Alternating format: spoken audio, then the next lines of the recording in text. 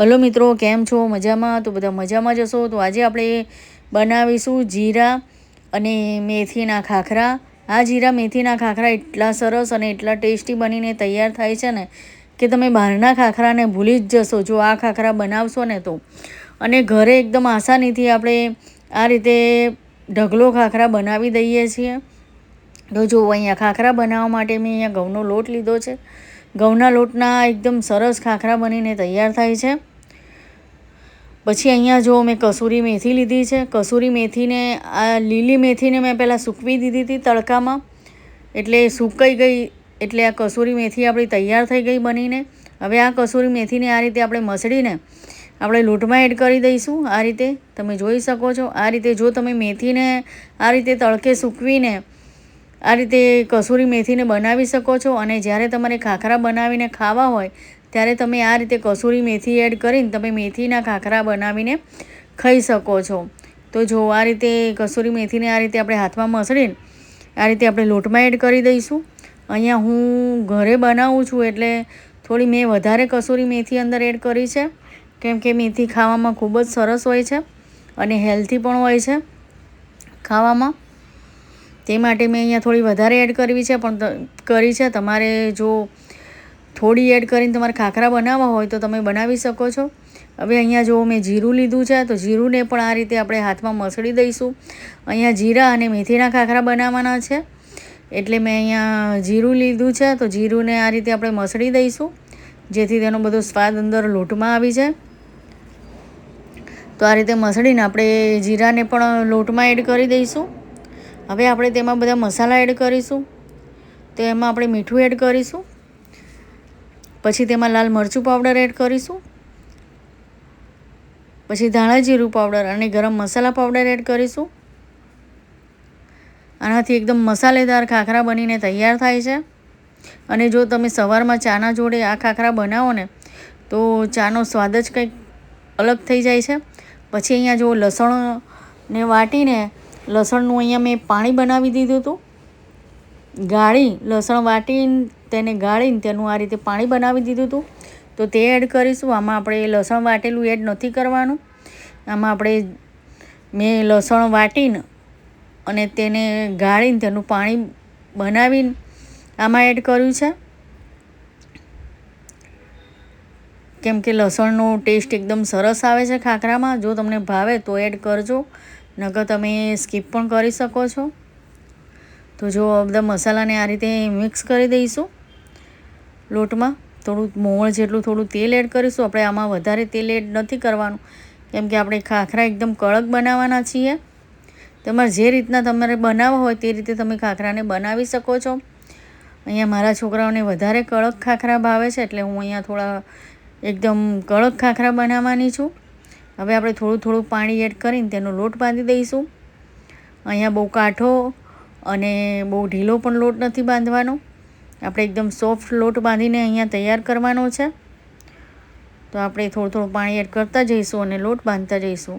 તો અહીંયા જો મારી હળદર એડ કરવાનું હું ભૂલી ગઈ હતી વાતોમાં ને વાતોમાં, એટલે મેં અહીંયા સહેજ પાણીમાં હળદર મિક્સ કરીને લોટમાં એડ કરી દીધી.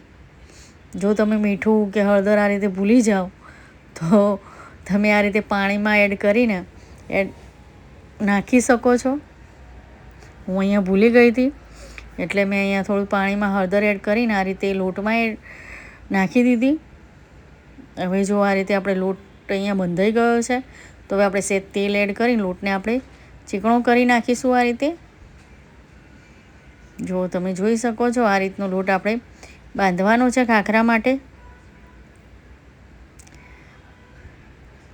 અહીંયા આપણે ઘરે બનાવીએ છીએ એટલે ઘરે તો આપણે હેલ્ધી જ ખાખરા બનાવવાનો હોય છે. એટલે અહીંયા અમે બધા મસાલાનો ઉપયોગ થોડો વધારે કર્યો છે. મસાલા મેથીનો ઉપયોગ થોડો વધારે કર્યો છે, જેથી છોકરાઓને ના ભાવે તો પણ, મેથી ના ભાવતી હોય તો પણ છોકરાઓ આ રીતે જો ખાખરા બનાવીને આપીએ તો છોકરાઓ પણ ખુશી ખુશી ખાઈ લે છે અને એમના શરીર માટે પણ હેલ્ધી હોય છે અત્યારે લીલી મેથી. તો જો આ રીતના આપણે ગુલ્લા બનાવી દઈશું. અને હવે આપણે ખાખરાને વણી દઈશું. તો ખાખરા વણતી વખત એકદમ પતલા ખાખરા વણવાના છે, તો જ ખાખરા એકદમ કડક અને ક્રિસ્પી તૈયાર થશે. કેમ કે પેલા બહારથી લાવીએ ને તે ખાખરા ભઠ્ઠીમાં શેકેલા હોય છે, એટલે તે એકદમ કડક હોય છે ને એકદમ પાતળા ખાખરા બનેલા હોય છે. પણ જો તમારે એવા બહાર જેવા જ ખાખરા બનાવવા હોય તો આ રીતે એકદમ પતલો ખાખરાને આપણે વણવાનું છે. એકદમ આ રીતે જુઓ, તમે જોઈ શકો છો, એકદમ ખાખરો આપણો વણાતો જ જાય છે. આ રીતે આપણે ખાખરાને એકદમ વણી લેવાનો છે. જુઓ, અહીંયા હું થોડા મોટી સાઇઝના ખાખરા બનાવું છું. તમારે જે સાઇઝના બનાવો હોય તે સાઇઝના તમે ખાખરાને બનાવી શકો છો. તો અહીંયા જુઓ, અહીંયા આ રીતે ફરાવતા જઈશું વેલણને, એટલે ખાખરો એ આપોઆપ તેની રીતે જ ગોળ બની જશે. જુઓ, આ રીતે તમે જોઈ શકો છો, મેં એકદમ પતલો ખાખરો બનાવીને અહીંયા તૈયાર કર્યો છે. જુઓ,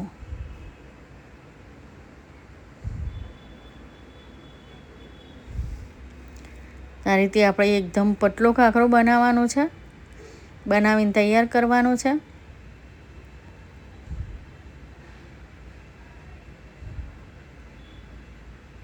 તમે જોઈ શકો છો કે કેટલો પતલો ખાખરો અહીંયા બનીને તૈયાર થયો છે. હવે જે મેન વાત આવે છે તેને શેકવાની આવે છે. તો પહેલાં આપણે બધા ખાખરાને આ રીતે વણી લઈશું અને પછી હું તમને શેકીને બતાવીશ કે કેવી રીતે ખાખરાને આપણે એકદમ કડક અને એકદમ ક્રિસ્પી આપણે શેકવાનો છે ખાખરાને. તો આ રીતે બધા ખાખરાને આપણે વણી દઈશું. તો જો ખાખરા અહીંયા વણી ગયા છે. અત્યારે હું આટલા ખાખરા બનાવું છું, પછી હું બીજા બનાવી દઈશ. તો અહીંયા જો તવી મેં પહેલાં ગરમ કરવા મૂકી દીધી હતી. તવી અહીંયા ગરમ થઈ ગઈ છે. તો ગેસને આપણે પછી ધીમો કરી નાખીશું અને હવે આ રીતે ખાખરાને શેકી નાખીશું. આ રીતે દબાવીને આપણે ખાખરાને શેકવાનો છે. આપણે અહીંયા ખાખરાને એકદમ કડક કરવાનો છે.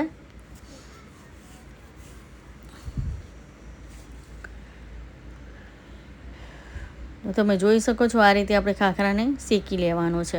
હવે સેજ આપણે તેલ લગાવી દઈશું તેની ઉપર.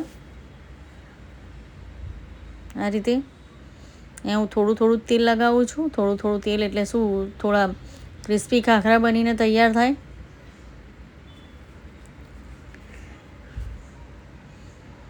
તમારે આ રીતના ખાખરા બનાવવા હોય તો આ રીતના પણ તમે ચડવી શકો છો. પણ હું થોડા અહીંયા કડક ખાખરા કરવાની છું, કેમ કે મારા છોકરાઓને કડક ખાખરા ભાવે છે, તે માટે હું અહીંયા કડક બનાવવાની છું.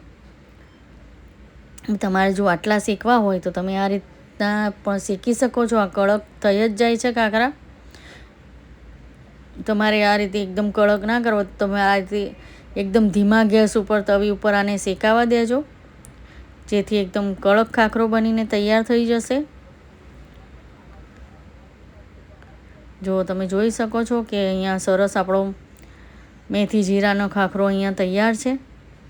મેં એકદમ કડક ખાખરાને બનાવ્યો છે. તમે જોઈ શકો છો. હું તમને પછી તોડીને પણ બતાવીશ. તમારે જે સાઇઝના બનાવવા હોય, જેવા ભાવતા હોય તેવા તમે બનાવી શકો છો. જાડા પાતળા જેવા તમને ખાખરા ભાવે તેવા તમે બનાવી શકો છો. તો જો અહીંયા સરસ આપણો ખાખરો અહીંયા ચડી ગયો છે. તો આ જ રીતે આપણે ખાખરાને શેકી લેવાના છે બધા એકદમ કડક. તમે જોઈ શકો છો કે એકદમ કડક ખાખરો અહીંયા બનીને તૈયાર છે. તો બધા જ ખાખરાને આપણે એ રીતે શેકી લઈશું તવી ઉપર. તો અહીંયા આપણા ખાખરા બનીને તૈયાર છે. તો જો આ છે મેથી અને જીરાના ખાખરા. હું તમને તોડીને પણ બતાવી દઉં કે એકદમ બહાર જેવા એકદમ પતલી સાઇઝના અને એકદમ જોવા કેવા સરસ તૂટે છે ખાખરા. તો આ રીતના ખાખરા તમે બહારથી લાવવાની જરૂર નથી. તમે ઘરે પણ આ રીતે તમે ખાખરાને બનાવી શકો છો અને ખાઈ શકો છો. જો તમને વિડીયો સારો લાગે તો મારી યુટ્યુબ ચેનલને લાઇક, સબસ્ક્રાઈબ અને શેર જરૂરથી કરજો. કમેન્ટ કરીને મને કહેજો કે તમને આ વિડીયો કેવો લાગ્યો. અને ખરેખર ખાખરા એટલા સરસ અને એટલા ટેસ્ટી બન્યા હતા ને કે તમે એક વખત બનાવી જોજો, પછી તમને ખબર પડશે કે કેટલા ટેસ્ટી ખાખરા આપણે ઘરે જ બનાવીને તૈયાર કરી શકીએ છીએ. તો બધાને મારા તરફથી જય મા લક્ષ્મી અને જય શ્રી કૃષ્ણ. મળીશું આપણે બીજા વિડીયોમાં.